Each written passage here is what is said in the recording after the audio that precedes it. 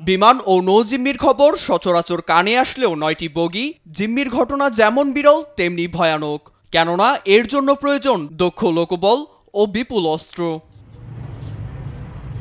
সেই অসাধ্য সাধন করে পাকিস্তান প্রশাসন সহ বিশ্বের ভিত নাড়িয়ে দিয়েছে বেলুচিস্তানের স্বাধীনতাকামী গোষ্ঠী বেলুচিস্তান লিবারেশন আর্মি BAL।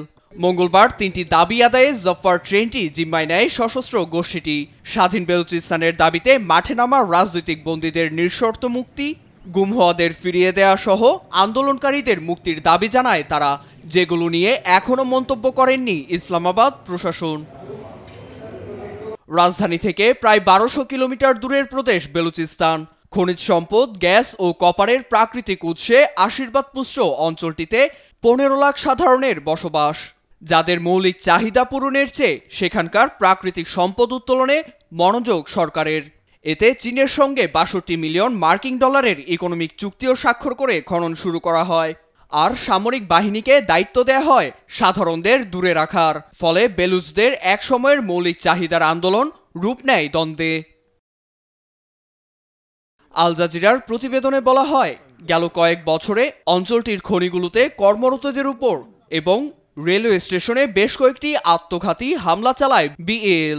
এমনকি গেল বছর শুধু জাফর ট্রেন লক্ষ্য করেই ৪ বার আত্মঘাতী বোমা হামলা সহ ১৫০টির মতো হামলা চালায় তারা। কারণ ট্রেনটি বেশিরভাগ সময় ব্যবহার করেন সেনারা, যাদের বিরুদ্ধে অভিযোগ সরকারের ইশারায় বেলুচদের নির্বিচারে হত্যার সঙ্গে জড়িত। এতদিন ছোট ছোট হামলা হলেও হুট করে ট্রেন আটকে দাবি আদায়ের মতো অস্ত্র আর সাহস গোষ্ঠীটি কোথায় পেয়েছে তা নিয়ে স্পষ্ট ধারণা দিয়েছেন বেলুচিস্তান নিয়ে কাজ করা বিশেষজ্ঞরা। তারা বলছেন, সীমান্তবর্তী আফগানিস্তানে ফেলে যাওয়া মার্কিন সেনাদের অস্ত্র ও সামরিক সরঞ্জাম BAL-এর হাতে এসেছে, যা গোষ্ঠীটিকে আরও আগ্রাসী করে তুলেছে। এছাড়া স্বাধীন জীবনযাপনের তাগিদ অনেককেই বাধ্য করেছে অস্ত্র ধরতে। BAL-এর বিবৃতি অনুযায়ী দাবি পূরণে সরকার ব্যর্থ হলে তাদের সঙ্গে ঠিক কী হবে তা নিয়ে উদ্বেগে আছেন জিম্মির স্বজনেরা।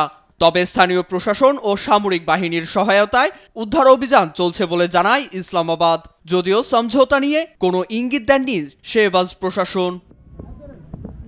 নীরব দাস, নিউজ ডেস্ক, দেশ টিভি।